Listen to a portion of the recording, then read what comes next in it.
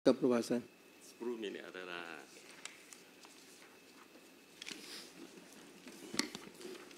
Siap. A'udzubillahi samii'il 'aliim minasyaitonir rajim. Bismillahirrahmanirrahim. Alhamdulillahirabbil alamin wassalatu wassalamu ala asyrafil anbiya'i wal mursalin sayyidina Muhammadin wa ala alihi washabbihi ajma'in. Rabbi yassir wa la tu'assir ya karim ya aziz ya jabbar ya mutakabbir. Alhamdulillah.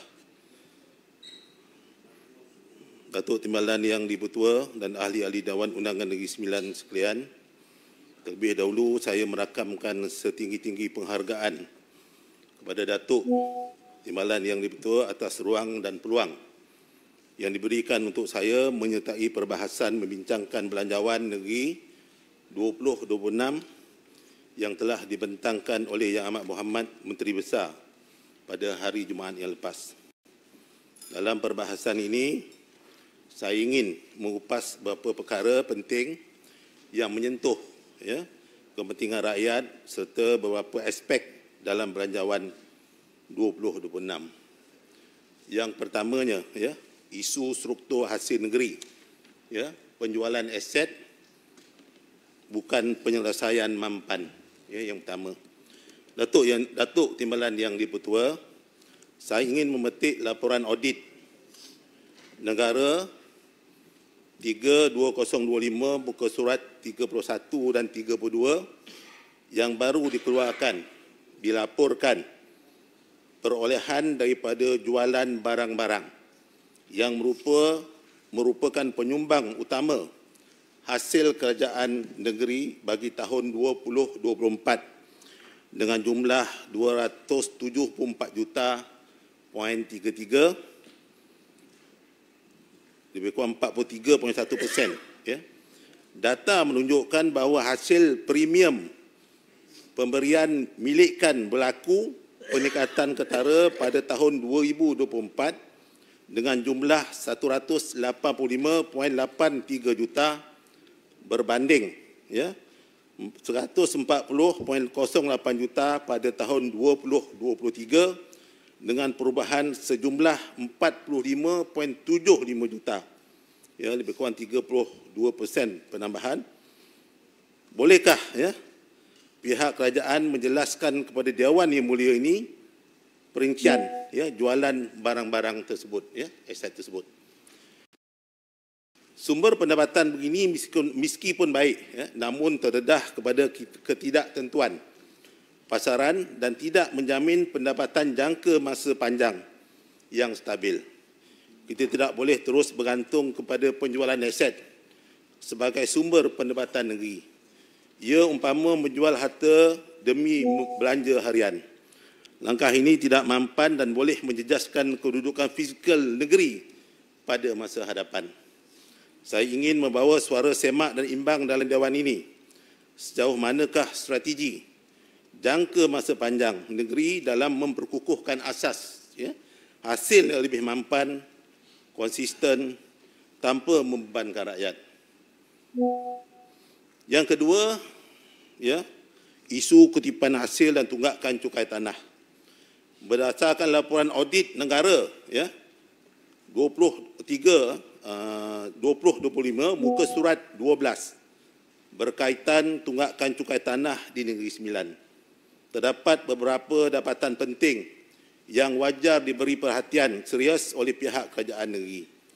Pertamanya, dari segi jumlah tunggakan mengikut daerah, Seremban kekal mencatat tunggakan tertinggi, meningkat daripada 56.88 juta pada tahun 2023 kepada 58.16 juta pada tahun 2024. Peningkatan sebanyak 1.28 juta atau 2.3%. Maknanya Seremban tunggakan ini cukup besar, 58 juta.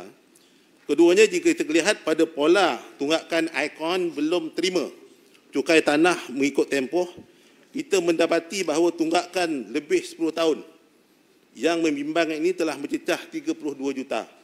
Ini menunjukkan wujudnya kes-kes lama yang berlarutan tanpa penyelesaian yang memerlukan tindakan lebih tegas serta pendekatan pemutihan atau penyelesaian berstruktur. Kenapa perkara ini boleh berlaku? Ya. Ini dalam laporan audit baru-baru ini. Keseluruhannya saya ingin menegaskan bahawa kerajaan negeri perlu memperkukuhkan penguatkuasaan, memperkemaskan mekanisme kutipan, memperkukuhkan tindakan pemulihan, tunggakkan serta meningkatkan kesedaran masyarakat mengenai kepentingan pembayaran cukai tanah sebagai sumber hasil negeri bagi memastikan kadar kutipan dapat dipertingkatkan. Hasil ini amat penting bagi membolehkan kerajaan terus menyediakan infrastruktur, perkhidmatan dan pembangunan yang memberi manfaat kepada rakyat. Datuk Yang Dipertua, ya. Isu yang ketiga ialah ke arah sekolah selamat. Datuk Yang Dipertua, izinkan saya memulakan dengan membangkitkan satu insiden yang amat mendukacitakan di kawasan Datuk Timbalan Yang Bertua dan menyayat hati yang berlaku baru ini di salah sebuah sekolah dalam negeri kita. Pada 27 September 2025, seorang murid lelaki berusia 9 tahun di sebuah sekolah rendah di Lengging, mana Dun Yang Dipertua, Timbalan Yang Bertua, telah menghembuskan nafas terakhir selepas terjatuh dalam saluran kumbahan di dalam kawasan sekolah. Tragedi ini telah menimbulkan kegusaran, malah mengetuk sanubari masyarakat kerana ia berlaku di institusi yang sepatutnya menjadi tempat paling selamat dan dilindungi bagi anak-anak kita, iaitu tempat di mana ibu bapa dan penjaga meletakkan sepenuh kepercayaan untuk menyerahkan anak-anak mereka demi masa depan yang cerah. Ini bukan kali pertama dikejutkan kehilangan pelajar di sekolah. Februari 2018 di daerah Gemas contohnya, kita juga pernah dikemparkan dengan berita seorang pelajar maut setelah kepalanya terkena bilah mesin pemotong rumput semasa aktiviti sukan di padang sekolah.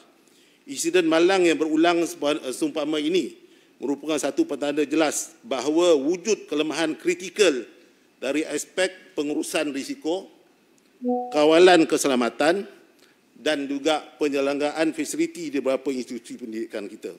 Sebagaimana dinyatakan oleh Esko semalam, ada 2 kematian untuk tahun ini, satu di Taman Tunku Japa sekolah rendah dan juga di Lengging. Tunku Japa itu berkenaan dengan buli, tapi di Lengging berkenaan dengan keselamatan. Saya ingin menekankan di sini, Datuk Timbalan Yang Dipertua, bahawa saya bukan bertujuan untuk mengungkit atau sekadar mengkritik. Sebaliknya, saya ingin menarik perhatian semua ahli dewan yang dihormati akan turut sama cakna dan prihatin terhadap isu sebegini yang nyata dan jelas, menunjukkan bahawa masih terdapat ruang yang luas untuk penambahbaikan dalam beberapa aspek seperti pemeriksaan tempat kerja yang lebih kerap, prosedur kerja selamat, SOP, komunikasi dan penyelidikan yang efektif semasa sebarang aktiviti dijalankan. Yang keempat, kualiti perkhidmatan penyerangan aset dan fasiliti sekolah. Datuk Yang Dipertua, kita perlu muafakat dalam usaha untuk mengelakkan nama baik negeri kita yang kita cintai ini daripada tercemar dengan peristiwa-peristiwa menyedihkan yang sebenarnya boleh dicegah. Kalau dalam kesempatan ini boleh dicegah. Kita jadikan setiap insiden lalu sebagai pengajaran pahit untuk membina sistem dan persekitaran yang baik, lebih selamat untuk generasi masa depan di Negeri Sembilan. Saya ingin mengajak semua ahli yang berhormat untuk merujuk Seksyen 15 dan juga Seksyen 17 Akta Keselamatan Kesihatan Pekerjaan 1994, Akta yang ke-514 Pindaan 2022, dan telah diwartakan pada 1 Jun 2024. Akta ini menegaskan tanggungjawab majikan yang dalam konteks ini adalah pihak pengurusan, mungkin Jabatan Pelajaran ataupun Kementerian Pelajaran, untuk memastikan keselamatan, kesihatan dan kebajikan bukan sahaja kepada pekerjanya, malah kepada mana-mana orang yang berada di premis berkenaan. Ini kata kegagalan mematuhi tanggungjawab ini memboleh membawa kepada tindakan undang-undang berat, termasuk denda tidak melebihi 500,000, hukum penjara 2 tahun atau kedua-duanya sekali.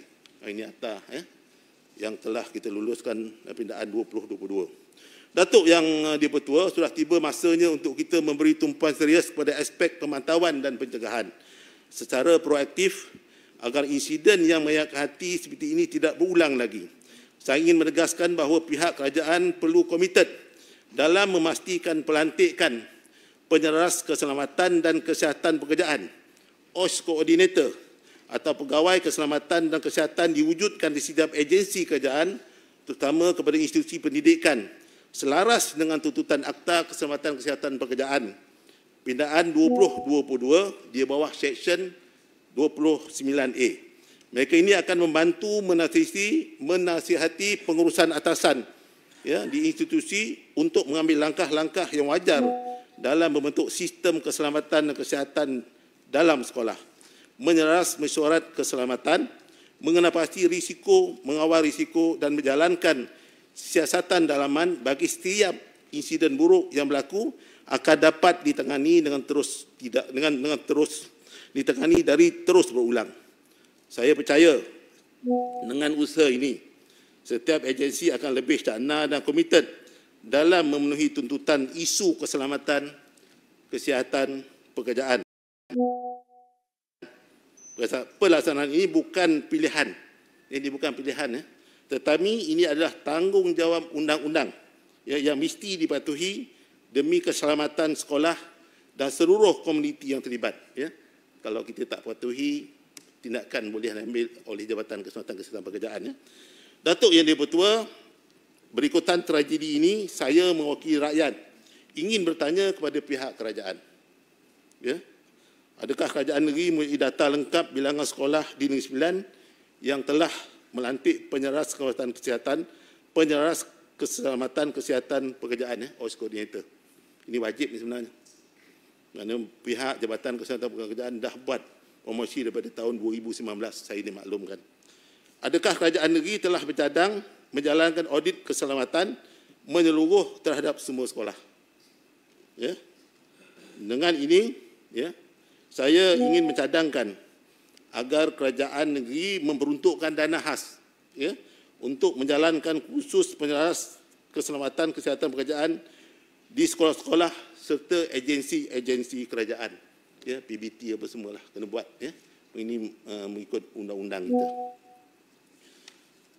Itulah sebuah sikit berkenaan dengan keselamatan